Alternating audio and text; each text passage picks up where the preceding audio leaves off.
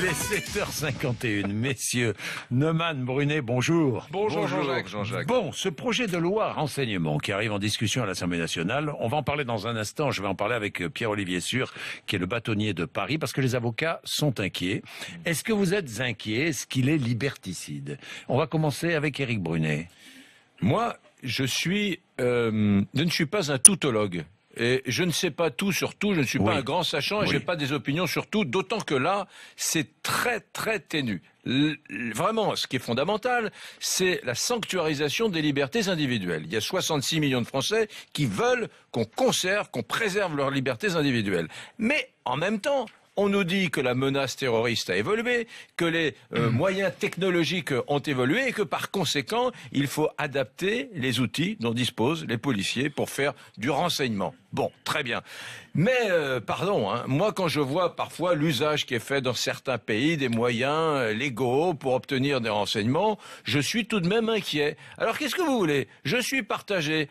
Adapter, faire évoluer les outils dont disposent les services de renseignement, oui, mais en même temps, il y a quelque chose au fond de moi qui me dit qu'un jour prochain, demain, dans un an, dans 5 ans, tout ça sera mal utilisé. Contre qui? Contre nous, les citoyens. Donc Jean-Jacques, pardon, aujourd'hui, j'ai pas grand-chose à vous dire de précis, sinon je suis dans le doute. Laurent. Bon, moi, je vais vous êtes dans le doute? Non, pas du tout. Si, bien sûr qu'il y a des doutes, évidemment. En tout cas, des questions sur la protection des libertés. Mais vous voulez que je vous dise, ce qui m'inquiète le plus, c'est d'apprendre depuis quelques jours qu'en réalité, toutes ces techniques dont il est question dans ce projet de loi sur le renseignement sont en réalité utilisées déjà hors de tout cadre légal depuis des années. Et interroger les policiers qui mènent ces enquêtes, parfois sous le contrôle du juge, mais parfois en utilisant des méthodes qui ne sont pas contrôlées par le juge, ça fait des années qu'on utilise ça hors de tout cadre légal. Donc c'est plutôt une bonne nouvelle qu'il y ait enfin une loi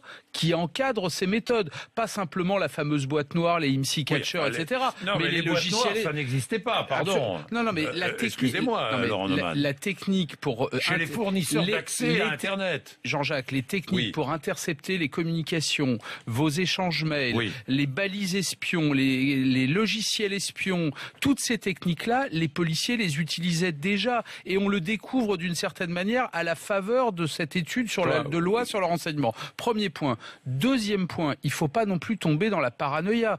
Le texte de loi que vous avez sans doute lu, c'est pas le Patriot Act à l'américaine. Le Patriot Act, ça consistait à donner à la police et au renseignement l'autorisation de surveiller absolument tout le monde, partout et tout le temps. Là, ça n'est pas ce qui est dans ce texte de loi. On dira que pour cibler quelqu'un qui est suspect, on risque effectivement d'intercepter les conversations téléphoniques d'autres gens. On interceptera. Mais mettez-vous 2 secondes à la place des policiers. Les conversations de ces fameuses personnes qui n'intéressent pas la police, mais ils vont pas passer leur temps à les écouter. Ça ne les intéresse pas. Là, en revanche, où je pense qu'il y a matière à améliorer, c'est sur le contrôle. Parce qu'effectivement, ce contrôle a posteriori par le juge ou a priori par une instance administrative qui s'appelle la Commission nationale d'interception ou de contrôle des le texte, le nom exact, c'est le contrôle de techniques de renseignement.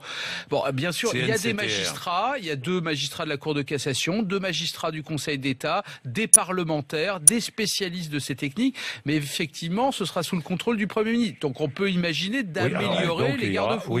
Oui, sous contrôle du Premier ministre, c'est lui qui décidera. Donc je pense du pouvoir donné cela dit, à l'exécutif. Pardonnez-moi. Cela dit, je vais être un peu espiègle. Neumann disait, c'est un bon argument. Il disait les policiers, les services de renseignement pratiquaient déjà ça, mais de façon illégale. Cette loi ne consisterait qu'à légaliser des pratiques qui étaient plutôt clandestines. Donc on légalise l'illégalité, quoi. Oui, enfin ça c'est un peu facile comme argument. Hein. Regardez, tout le monde se drogue en France, par conséquent, faut légaliser la drogue. C'est un peu ça son argument. Bon, moi mais on peut dire à contrario, les policiers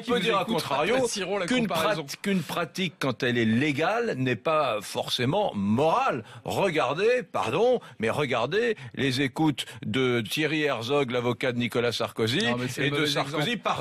Vous arrivez dans quelques instants, vous aurez la réaction du bâtonnier de Paris. Il avait éminemment contesté la philosophie même de ces écoutes, qui étaient des écoutes filantes, hein, on écoute comme ça dans l'espoir de pouvoir entendre quelque chose. Bon, et c'est pas tout à fait conforme à l'éthique judiciaire. Ce que je veux dire par là, c'est que on est dans le ténu, on est dans l'ultra mince. On va mettre en place un dispositif plutôt vertueux. Il sera vertueux jusqu'au moment où un politique, un pouvoir décidera de l'utiliser contre nous. Non, et la véritable inquiétude, si je peux me permettre, c'est que contrairement à ce que tout le monde pense, cette loi sur le renseignement, elle est peut-être faite 3 mois après les attentats à Paris, mais ça n'est pas une loi sur l'antiterrorisme. C'est une loi où toutes ces méthodes qu'on va légaliser et encadrer concernent aussi le contre-espionnage, l'espionnage économique, pourquoi pas la diplomatie. Ça, ce sont des vraies questions.